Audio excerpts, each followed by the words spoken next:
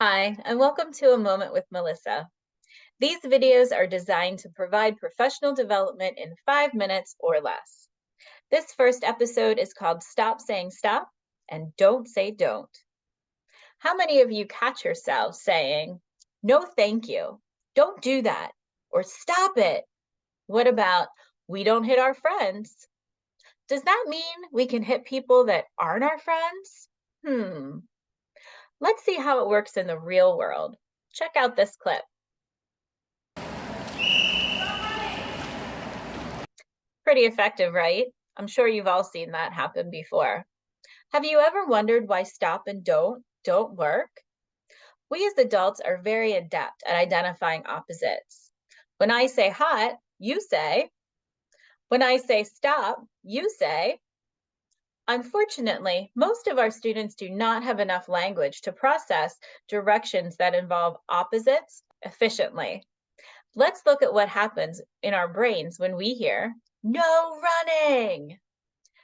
First, tone of voice.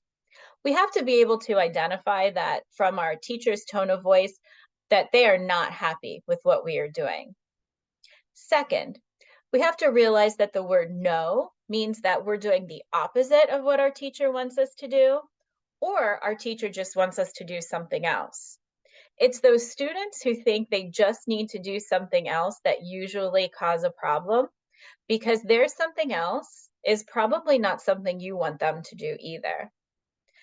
Third, your student thinks, I should do the opposite. Fourth, they have to identify what the opposite is. So the opposite of running is walking.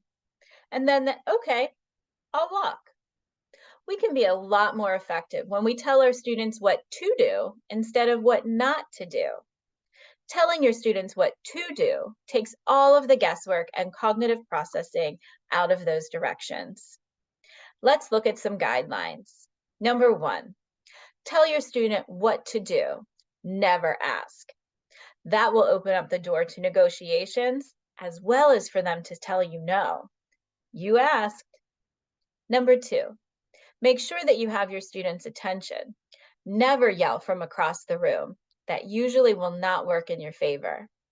Number 3, try an incompatible behavior. Have them do something that they cannot engage in the same poor behavior at the same time. For instance, a student can't run while they're walking. Number 4, remember the acronym KISS. Keep it short and sweet. Instead of saying, "Please sit down on the brown chair closest to the table," try just saying, "Sit here," and point at the chair. Number 5, be specific. If you want your student to do something specifically, make sure that you're telling them exactly what you want them to do. Remember, they aren't mind readers. Now it's your turn. Check out the chart on this slide. Work with your team to identify what you should say instead of all of these stop and don't sentences. I'll share some of my favorite responses on the next episode. Until next time, I'll see you soon.